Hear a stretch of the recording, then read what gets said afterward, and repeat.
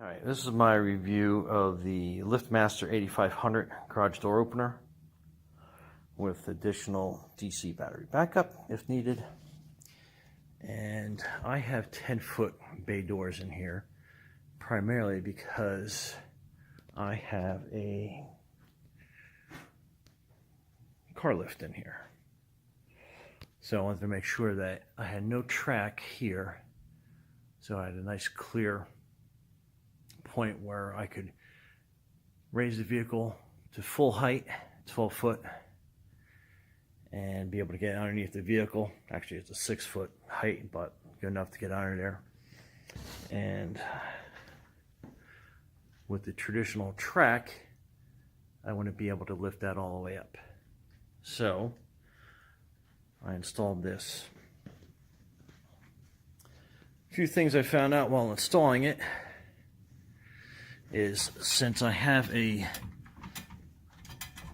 big garage door, I have a pretty big track. It's pretty thick, and with this comes a automatic lock. And when you're drilling through this, they want you to put in a 3/4 inch hole. Make sure you got metal drill bits to go through versus like the wood bits. Just aren't going to get through. Anyway, I ended up only having a 3/4 inch wood bit. Got so far, and then I ended up using a Dremel tool to basically file out, or basically drill through the rest of it. But anyway, this is the freeing mechanism to make so you can open the door in case the motor fails for whatever reason. That's the wiring on the inside. I gotta neaten that up a little bit, but that is the cable tensioner. And basically what happens, if the cable ever snaps, this little pulley will basically snap back down, and it's a little sensor, and it'll stop the lift from moving, basically to keep it from crashing down.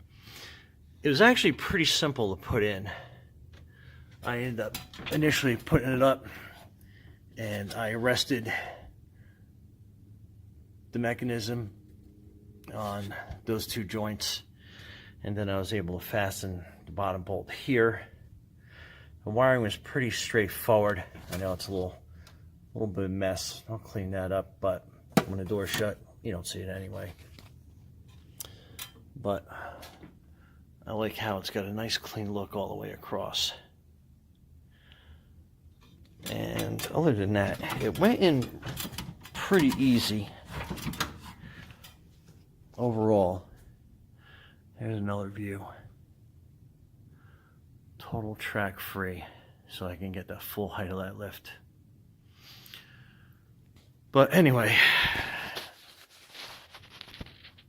I'm trying to think if there's anything else that I wanted to cover for you guys. Going to put it in.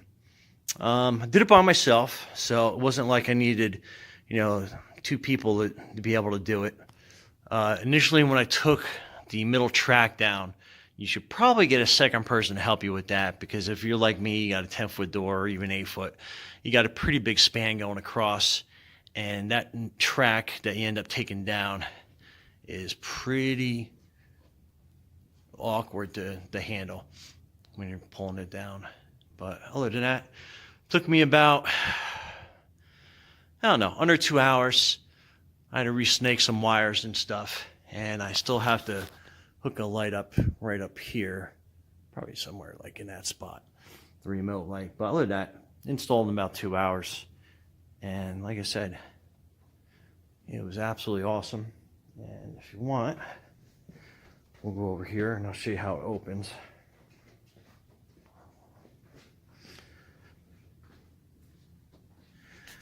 And this is my lower switch down here. That's the bottom one.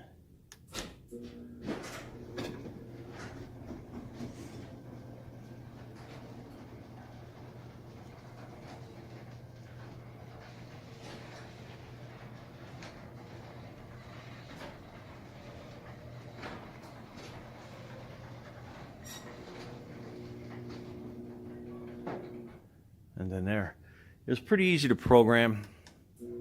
The only downfall I had is trying to get the force part working well on the bottom.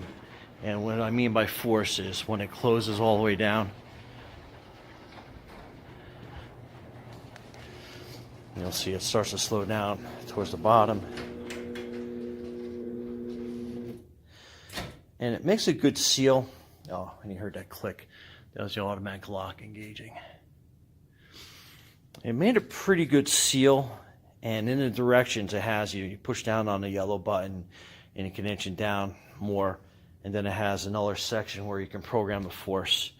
That was a little tricky. I'm still trying to get that figured out completely, but for the most part it was pretty easy. I'm happy with it. It goes a lot slower than I think a traditional garage door.